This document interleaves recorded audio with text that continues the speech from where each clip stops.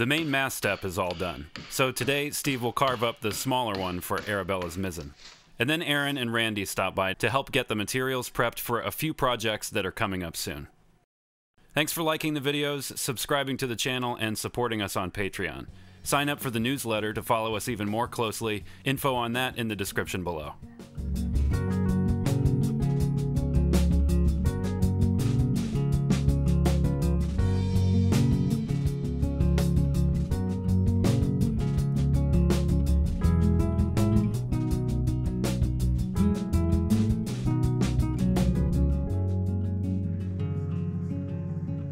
Mizzen Mast is going to come all the way down and step onto the keel just like the main does. We can see that Atkin steps it under this big beam here that runs under the cockpit. And we did this a bit differently so that we could have access to the motor by taking out the cockpit, which would be a really nice way to get it in and out of there. And he doesn't have it doing that way because there's a big motor in the way. And the modern engine is much smaller than that. So we can take the mizzen and we can scoot right in front of it and go down to the keel, and that'll make that system even stronger than he has it drawn here. So the mission for today is to go pick up some patterns and see if we can start carving out that mizzen step. And since it only goes on 2 bronze floors, it'll be a bit simpler than making the main step. It doesn't need to carry nearly as much loads, so it'll be a little bit of a simpler process. So let's go grab some cardboard and some timber and get to shaping some wood.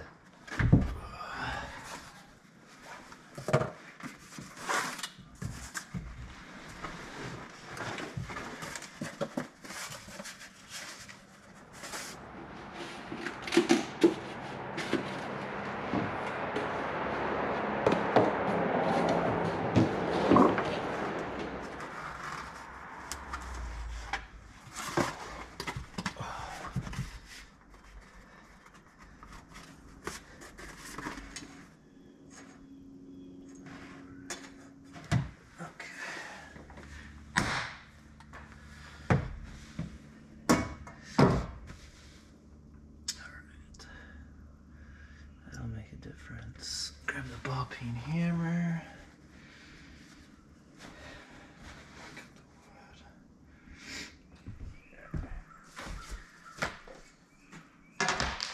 This is the timber that I'm going to try to get the Mizzen Mast step out of, and believe it or not, this is an offcut from when we were doing the stem and the stern timbers. So this has been kicking around the shop for quite a while.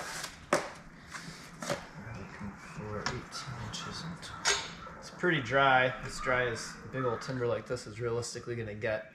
We've got a check in the end here a little bit, and we've got the pith was just outside of here, so there's a couple little checks in there. And we don't need nearly the whole length, so I think we're going to lop a little bit off of here and see if we can get rid of some of those drying checks. And we're only looking for about 18 inches long. So I think if we were to cut it about there and there, we'd be in pretty good shape, and that'll probably go in the firewood, and that'll go back onto the scrap pile and potentially get used for something else. So if we want to finish 18, let's cut it 22 for now. Give a little bit of wiggle room. I think.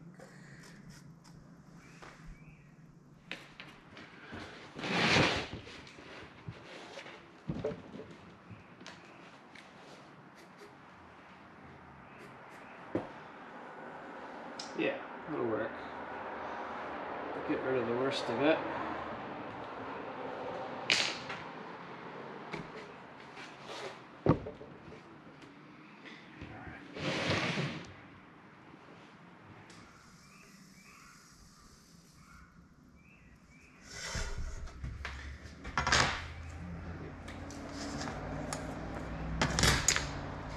Take this down to the bandsaw. I'll cut the ends off and trim the sides up.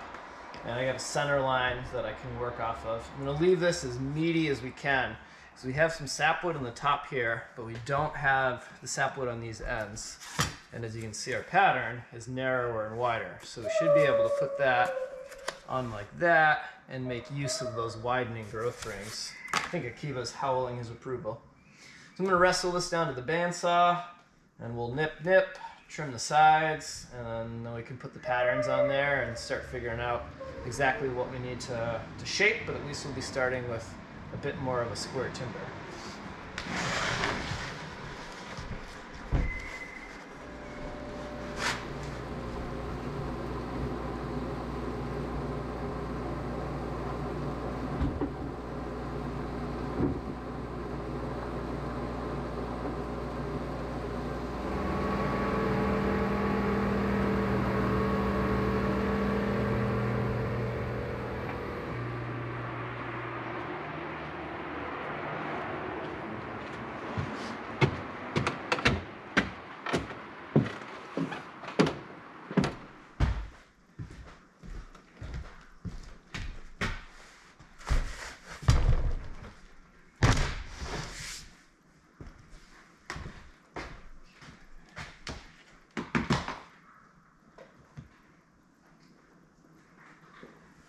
So I took my patterns here. I've got one on either end, and I want to make sure these are well labeled because I don't want to mess them up. So this is the one that's going to go forward for the mast step. That'll be the aft end, and then I've got port here and port here.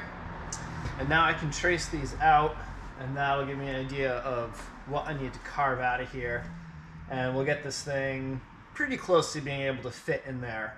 And then we'll go in the boat and do the final fits. I'm going to have to notch around where all those little bolts come in so it'll set down in there, but shouldn't be too terribly difficult. It's nice to have a small timber, one that I can easily pick up by myself.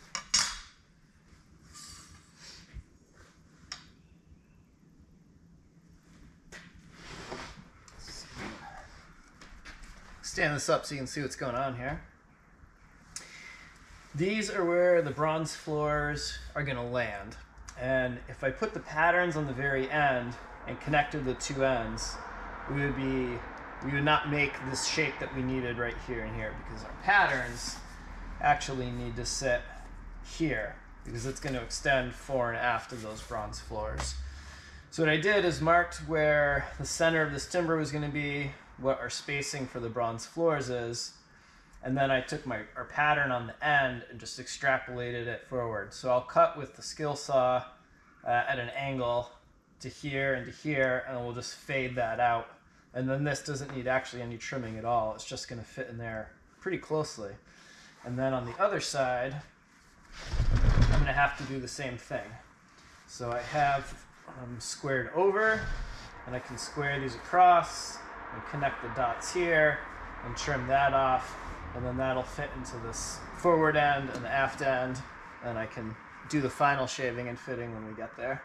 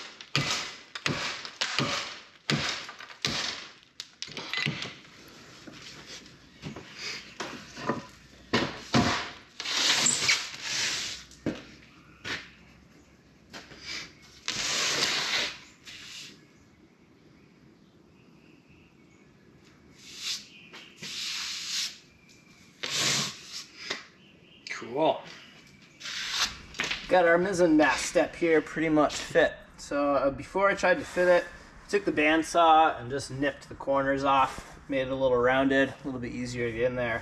And I cut a couple little notches so they could get past the tabs here as we started to settle it down. And it fits in here very nice and snugly. Let's see, we've got notches on the bottom, just like we did on the stem. So it sits down around those floors.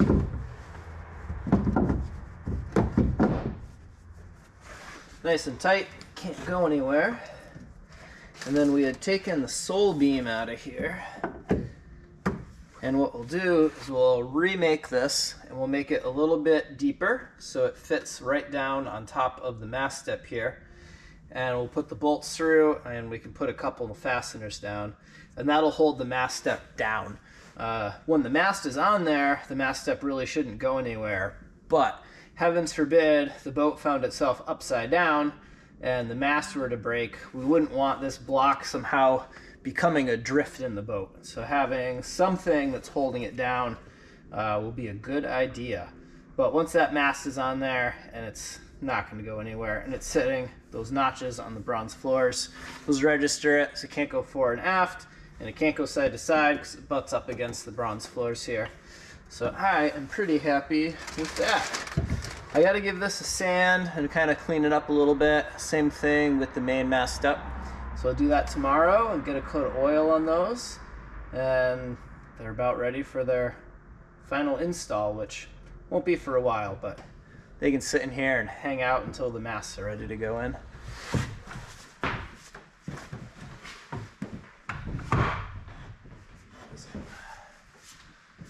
Gorgeous.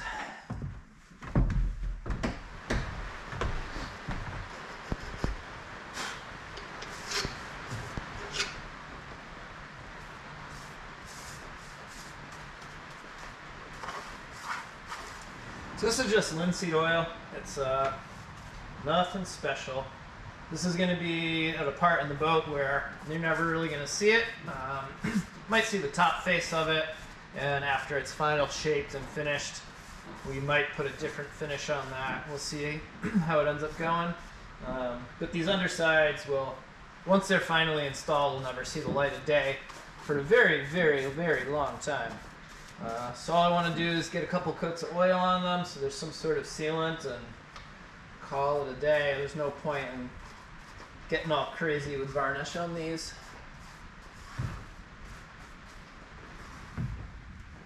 Cool, that should do. I'll just give that some time to dry and put on a couple more coats in the next few days.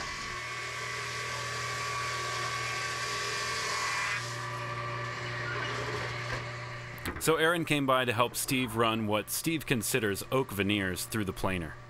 These have been collected throughout the milling process, as a lot of the planking stock was originally milled super thick. So most of it is offcuts from resawing that. There'll be much more detail on this soon, but this will be the material used to make up the bulkheads throughout the interior of the boat.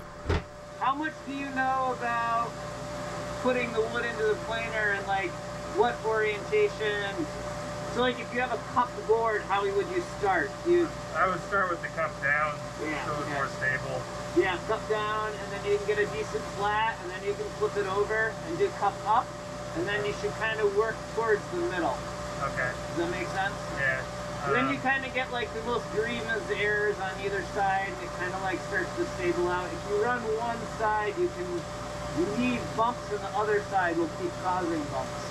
Okay. Does that make sense? That makes sense, yeah. Is there any way to mitigate, like if it's got a wicked twist, this is gonna happen? It's just gonna happen.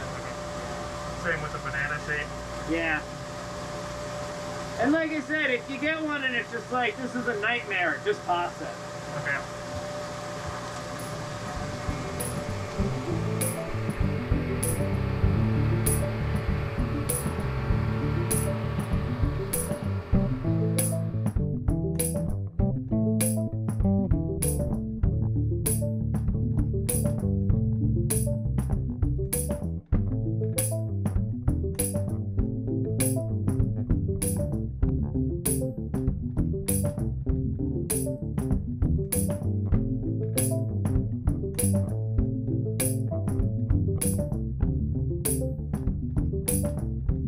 lose a little bit when we clean up the edges, but you did a really good job cutting them straight. I don't think you're gonna lose like a ton.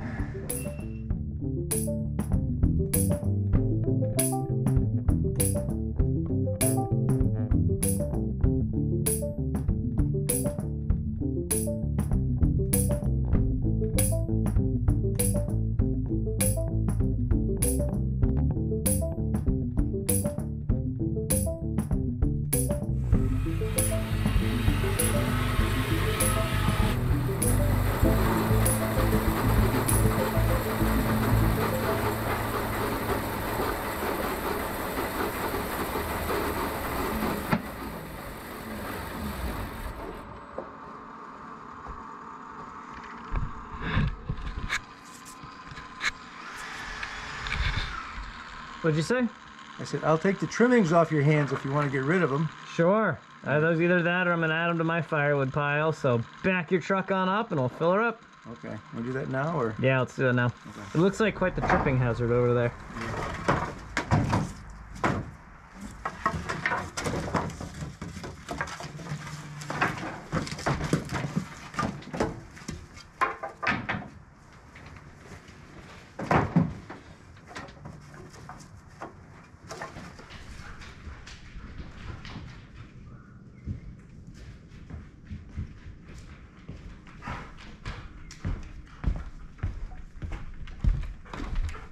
I'm gonna put in the Mizzen blocking here. I made this quite a while ago, but I had some sanding to do and nothing else that needed sanding other than these 2 little blocks. So instead of sanding them and varnishing them and breaking all that gear out just for these 2 pieces, put them on the back burner until I was ready to do the mast steps. And then when I was sanding the mast steps, I sanded these 2 and sealed them. So they just drop right in here, and I've got some pads clamped in so that I can't drop it all the way through and onto the diesel, because that would be bad. Let's see if we can get these holes to line up.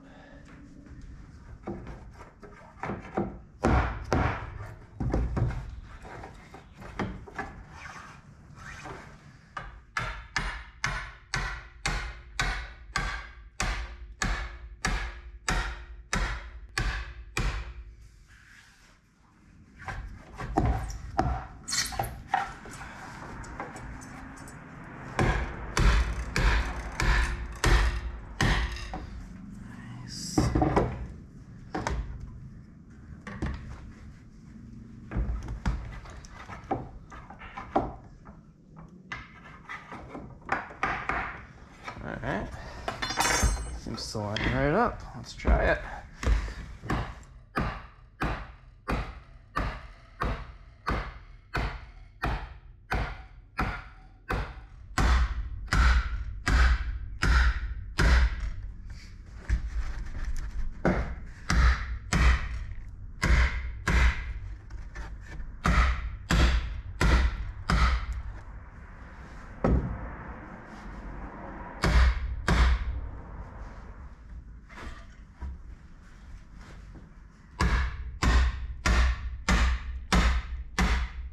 Mizzen mast blocking is in, and I could just reach from side to side, but it turns out I didn't even need to for tightening the nuts.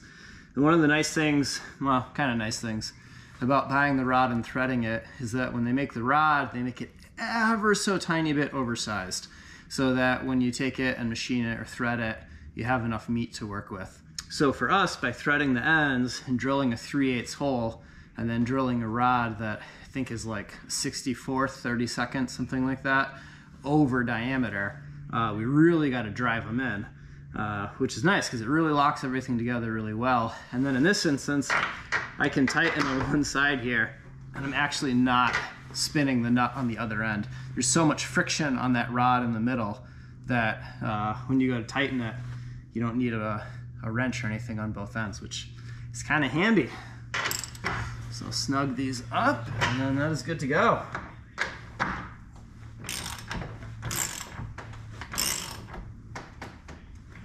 Okay, last thing I gotta do before I can put the cockpit mock-up back in is I just gotta nip these bolts flush, and then the cockpit will drop in there. And we clear these rivets, so I don't even have to get them totally flush, just lower than these rivets are, and the cockpit will drop in. Let me go plug in the extension cord and grab the Sawzall and get those nipped off, and then as soon as Alix gets here this morning, we can see about putting the cockpit in.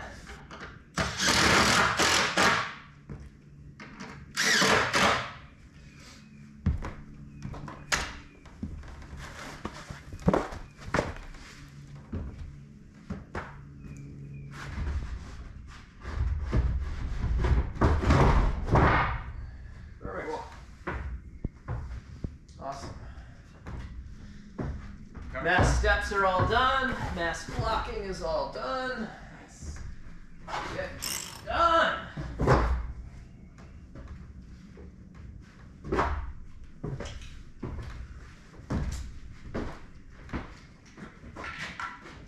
Yeah, if I can set up, shoot up a second.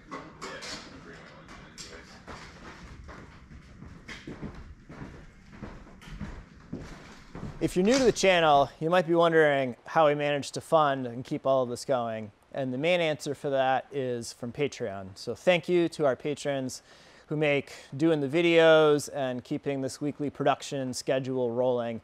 And another big thing is from merchandise and t-shirt sales. And one of those that we do a couple times a year is through Bonfire.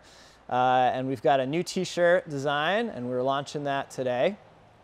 And it's drawn by Casey's daughter. So Casey is one of our very regular volunteers. If you're a regular follower, you'll know who Casey is. And his daughter is a tattoo artist, and we worked with her to do this really cool design of Akiva dreaming of the boat sailing. And normally we would put this t-shirt on and show it to you, but as you can see, I am not going to be out here in a t-shirt today. It is way too cold and raw for that. But here is the design. You get an idea of what it looks like. We're supposed to get some warmer weather, so hopefully we'll show you in person next week. But for the next 2 weeks, that t-shirt will be online, so you can go to the link below and you can order it. And in 2 weeks, when all the orders are in, Bonfire will print them and they will ship you your shirt. So if you're really quick to order, it might take a little while to get there. Be patient, they are coming.